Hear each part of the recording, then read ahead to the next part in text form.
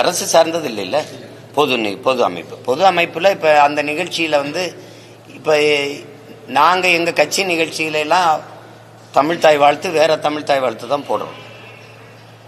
உங்களுக்கு புரியுது? இது உங்களுக்கு இப்ப சொன்னதுதான், நான் சொன்னதுதான். இப்போ இது நாடு, ஏன் நாடு, இது தமிழ்நாடு. இதுல வந்து இதுல எங்க இருக்கு திராவிடனல் திருநாடு? நீங்க கன்னடமும் கழிதலுங்கும் கவின் மலையாளமும் துளுவும் உன் உதிரத்தில் உருந்தவன்னு வரிகள் வருதுல்ல, அந்த வரிகள் எங்க அந்த தமிழ் தாய் வாழ்த்துல? ஆரியம் போல் வழக்கொழிந்துன்னு வருதுல்ல, அந்த வரிகள்லாம் எங்க? 10க்கும் மேற்பட்ட வரிகளை நீங்க எடுத்துட்டீங்க. நான் என்ன செய்யறேன், மொத்தமா பாட்டே எடுத்துட்டேன், அவ்வளவுதானே. ஏன் திராவிட நல் திருநாடு இங்க வருது?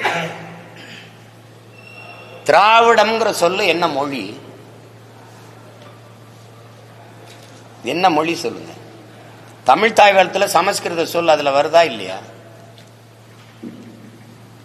தமிழ் தாய் வாழ்த்துல என்ன திராவிடம் வருது? திராவிட நாடு எங்க இருக்குது? உங்க வசதிக்கு நீங்க திராவிடம்னு சொல்லு வந்தவொடனே அதை தமிழ் தாய் வாழ்த்தா ஆக்கிட்டீங்க. என் வசதிக்கு இப்ப நான் அதிகாரத்துக்கு வந்தேன்னா நான் எங்க தாத்தா புரட்சி பாவலன் எழுதின பாட்டு இருக்குது, அதை தூக்கி தமிழ் தாய் வாழ்த்தா போடுவேன், அவ்வளவுதானே. இப்ப அந்த பாட்டை இப்ப போட்டுக்கிட்டு இருக்கேன். உங்களுக்கு என்ன பிரச்சனைன்னு சொல்லுங்க. அரசு விழாவில் நீங்க போடாம இருங்க. இது பொது நிகழ்வு.